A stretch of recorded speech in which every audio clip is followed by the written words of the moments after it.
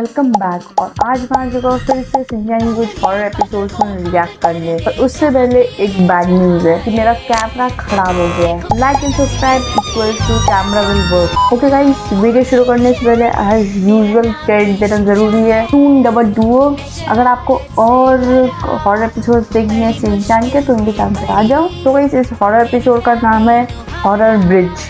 Let's check out क्या है इस ब्रिज में horror. Hello guys, welcome back to my channel. मैं आ चुका हूँ एक नए वीडियो के साथ। आज मैं कोई मूवी नहीं बल्कि एक शिनचैन का हॉरर एपिसोड एक्सप्लेन करने वाला हूँ। और अगर ऑनेस्टली बताऊँ तो जितने भी हॉरर एपिसोड्स मैंने आज तक देखे हैं ये सबसे ज्यादा डरावना है। और ये एक लॉस्ट एपिसोड है जिसको जापान में 2 दिन टेलीकास्ट करने के बाद बैन कर दिया गया था क्योंकि इसमें मर्डर और किलिंग इन्वॉल्व्ड है। और ये शायद शिनचैन का एकमात्र एपिसोड है जिधर शिनचैन के कैरेक्टर्स की डेथ हुई है।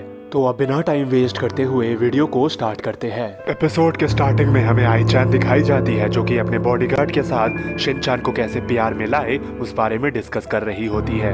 आई-चैन ये भी जानने में इंटरेस्टेड होती है कि उसका और शिनचैन का लव ट्रू है या फिर वो वन साइडेड है। वो बॉडीगार्ड बताता है कि मेरे पास एक प्लान है जिससे आप पता कर सकते हो कि शिनचैन आपको पसंद करता है कि नहीं। कहा जाता है कि कानेवा हिल्स बोल की एक जगह है जिधर पर 2 हॉन्टेड ब्रिजेस है और अगर 2 लोग उस ब्रिज से सक्सेसफुली चलकर बाहर आ सकते हैं तो उन दोनों में प्यार हो जाता है।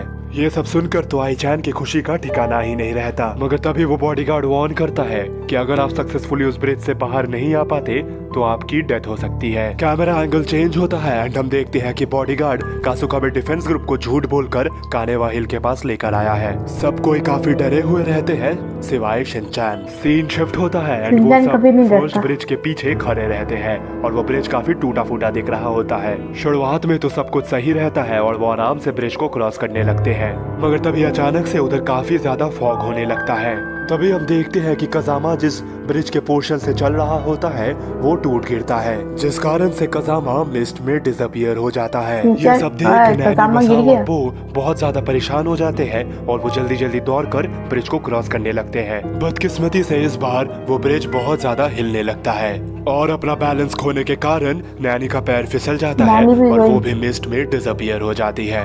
अगली बारी बो की होती है और वो भी उस ब्रिज से गायब हो जाता है। मसाओ अकेला ही उस ब्रिज को सरवाइव कर पाता है और वो बहुत रोने लगता है ये सोचकर कि उसके दोस्त अब नहीं रहे। वो सारा ब्लेम आई-चैन पर लगाता है क्योंकि बॉडीगार्ड ने ही उनको इधर लाए हैं। सीन शिफ्ट होता है एंड हम देखते हैं कि वो लोग सेकंड ब्रिज के सामने खड़े रहते हैं। अगर उन्हें बचकर घर जाना है तो उनको इस ब्रिज को सक्सेसफुली क्रॉस करना पड़ेगा। शुरुआत में तो इधर भी सब कुछ स्मूथ रहता है और वो काफी बोल्डली आगे बढ़ने लगते हैं। तभी वो ब्रिज अपने आप पीछे की दिशा में चलने लगता है और उनको आगे जाने से रोकता है। मुश्किल हालातों में भी शिनचैन मजाक कर रहा होता है जिस कारण से आई-चैन उसको बचाने जाती है मगर गलती से उन दोनों में टक्कर हो जाती है और इसके बाद शिनचैन और आई-चैन जाके नीचे गिरते हैं।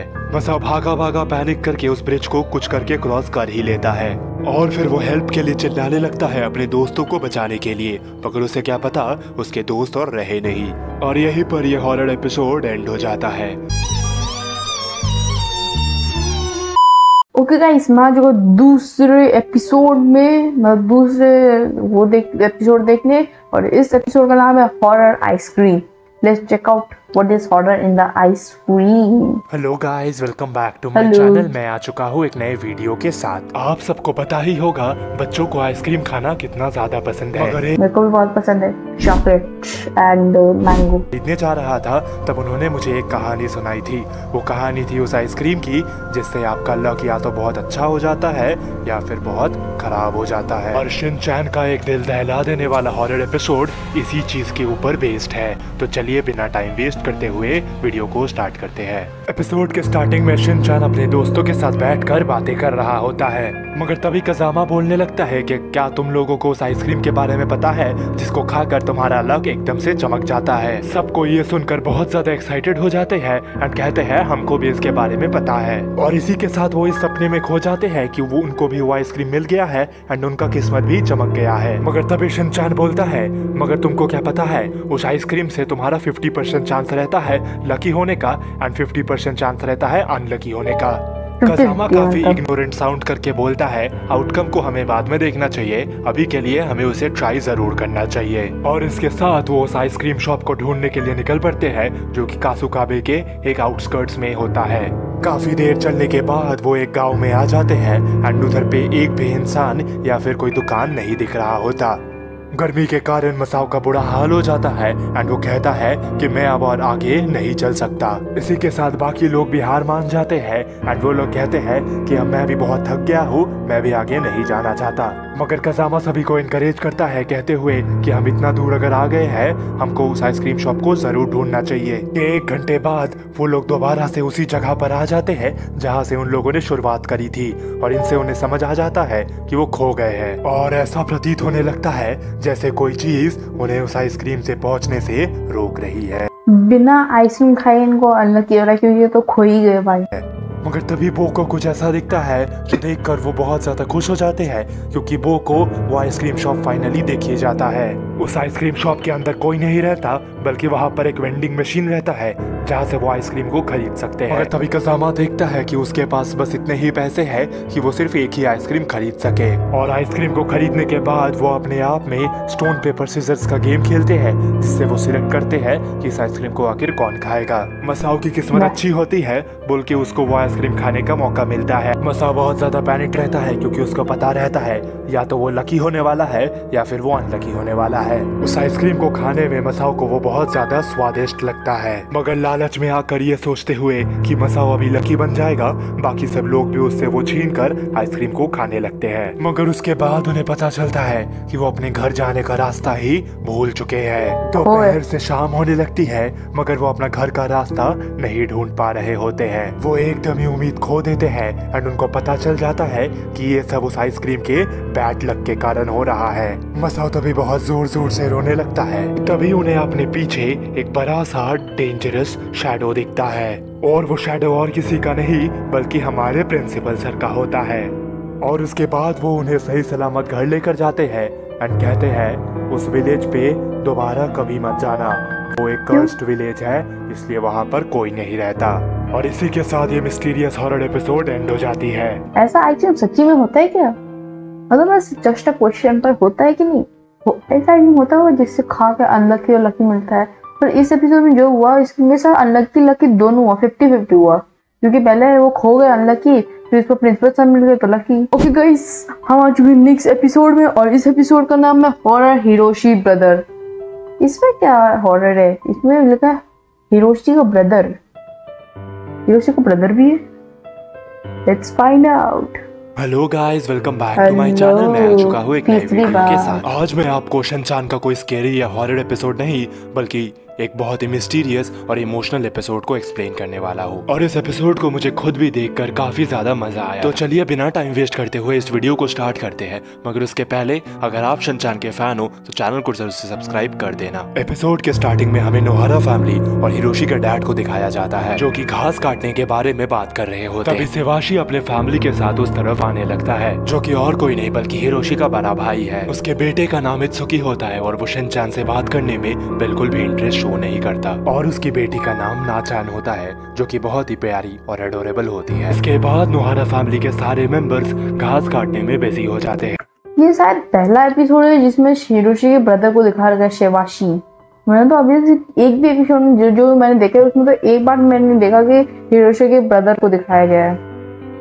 तो ये शायद पहला और आखिरी होगा, पता नहीं क्या था, पर मैंने तो पहली बार देख रहा हूँ वाला एपिसोड। मगर जो इत्सुकी होता है वो अपने फोन पर वीडियो गेम्स खेल रहा होता है और जब हिरोशी के डैड आकर उसको डांटते हैं तब भी वो उनकी एक बात नहीं सुनता। फिर जब सेवाशी आकर खुद उसको बोलता है तब उसका जवाब कुछ ऐसा होता है कि इस गरीबों जैसे काम को मैं नहीं करने वाला। फिर सेवाशी और हिरोशी के कॉन्वर्सेशन से हमको ये पता चलता है कि सेवाशी इत्सुकी का स्टेप डैड है। इसका ये मतलब है कि इत्सुकी और नाचान सेवाशी के खुद के बेटे नहीं है। फिर हमें मिसाई और शिवाशी की गर्लफ्रेंड दिखाई जाती है जो कि मैरिज के बारे में बात कर रहे होते हैं। वो बताती है कि वो शिवाशी के बच्चे के साथ अभी प्रेग्नेंट है। ये सुनकर तो मिसाई बहुत ज्यादा एक्साइटेड हो जाती है और उसको रेस्ट लेने के लिए बोलती है, मगर वो रेस्ट लेने से इनकार कर देती है और कहती है कि ये छोटे मोटे चीजों से मुझे परेशानी नहीं होगी। उसके बाद मिसाई जाकर ये सारी बातें हिरोशी को बताने लगती है, मगर वो काफी सावधानी बरतती है ताकि इत्सुकी या बाकी लोगों को कुछ अता पता ना चले। और अपने सामने सीक्रेट और प्राइवेट कॉन्वर्सेशंस को होता देखकर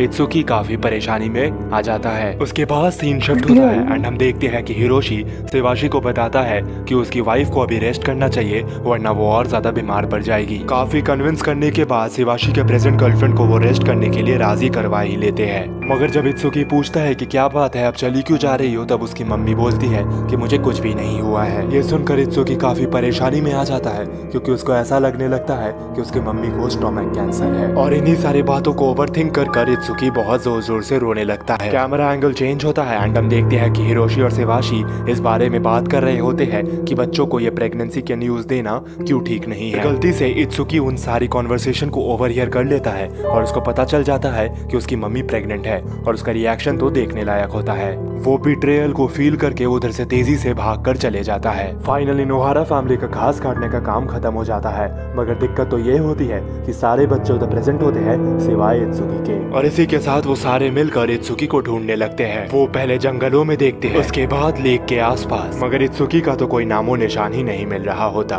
तब वो वाइफ आकर बताती है कि शिवाशी अकेले ही इत्सुकी को कंट्री साइड में ढूंढने गया है। घड़ी पर देखने में पता चलता है कि इत्सुकी को ढूंढते ढूंढते 3 घंटे हो गए हैं। फिर कैमरा एंगल चेंज होता है एंड हमें इत्सुकी दिखाया जाता है जो कि कंट्री साइड में एक कोने से चल रहा होता है। वो बहुत ही दुखी रहता है और वो अकेले ही उधर बैठा रहता है। तभी एक टैक्सी ड्राइवर उधर से जा रहा होता है और वो इत्सुकी को देखकर उससे पूछता है कि इत्सुकी को कोई मदद की जरूरत है या फिर नहीं। उस वक्त शिवाशी भी ये टैक्सी ड्राइवर को कैसे पता कि ये इत्सुकी होगा?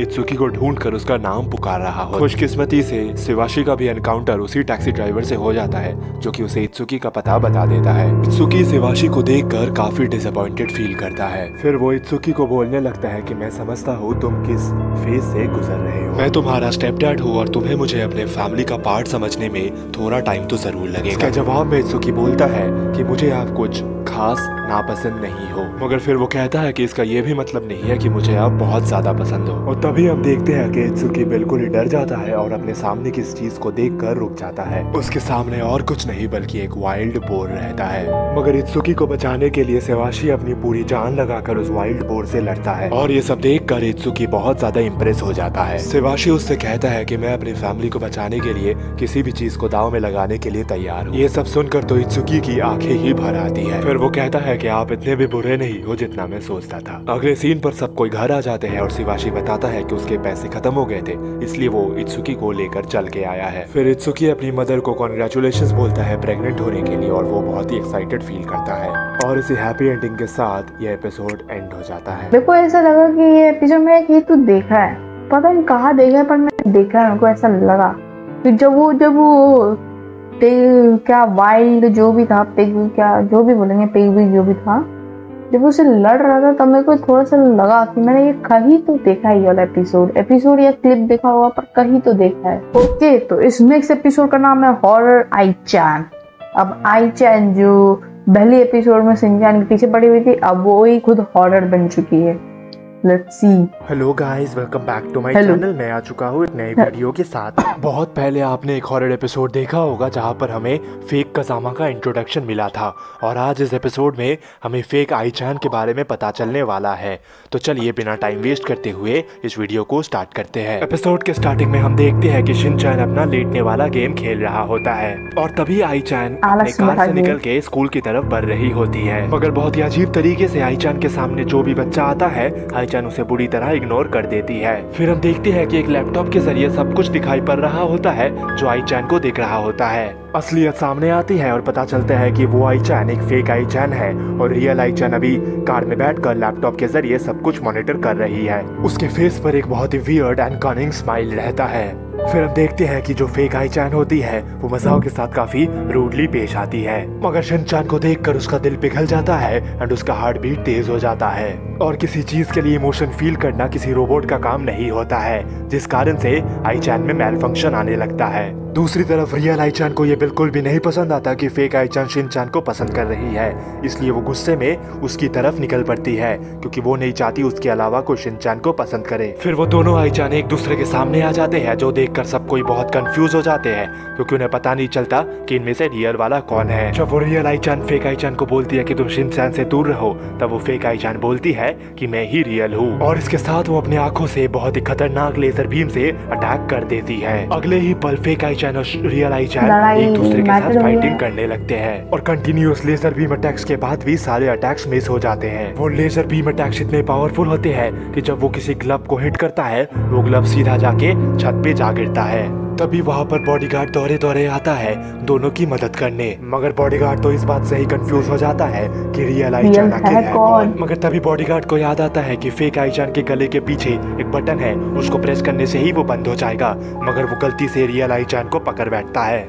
अगले ही पल वो दोनों शिनचान को लेके खींचना शुरू कर देते हैं, मगर जब आई-चान ये देखती है कि शिनचान को दर्द हो रहा है, वो शिनचान को एक ही पल में छोड़ देती है, मगर फेक आई-चान उसको तब भी पकड़े रहती है। और इसी से हमें पता चल जाता है कि वो वाली फेक आई-चान है, क्योंकि रियल आई-चान कभी भी शिनचान को हर्ट करना नहीं चाह रही होगी। मगर जब बॉडीगार्ड फेक आई-चान को रोकने आता है, तब उसे एक बहुत ही जोर का झटका मिलता है। डेंजर को महसूस करने के कारण फेक आई-चान शिनचान को लेके रूफटॉप के ऊपर चढ़ जाती है। गलती से उस फेक आई-चान का पैर उस ग्लव में स्लिप हो जाता है, जिस कारण से उसका हेड जाके आई-चान के पीछे वाले बटन पे जाके प्रेस होता है और वो आई-चान का रोबोट तुरंत ही ऑफ हो जाता है। और इसी के साथ ये एपिसोड एंड हो जाता है और रियल आई-चान शिनचान के पीछे पड़ी रहती है। भाई बाल बार बच गए भाई, वरना तो फिर पता नहीं क्या होता। वो तो ग्लव्स की वजह से फिसल गई, शिनचान का सर लग गया, वरना तो you never know what happens. But anyway guys, I hope आप लोग को आज का वीडियो पसंद आएगा। अगर आपको आज का वीडियो पसंद आया तो लाइक करना, चैनल में सब्सक्राइब करना। मिलेगा इस अगले वीडियो में, तब तक के लिए बाय बाय।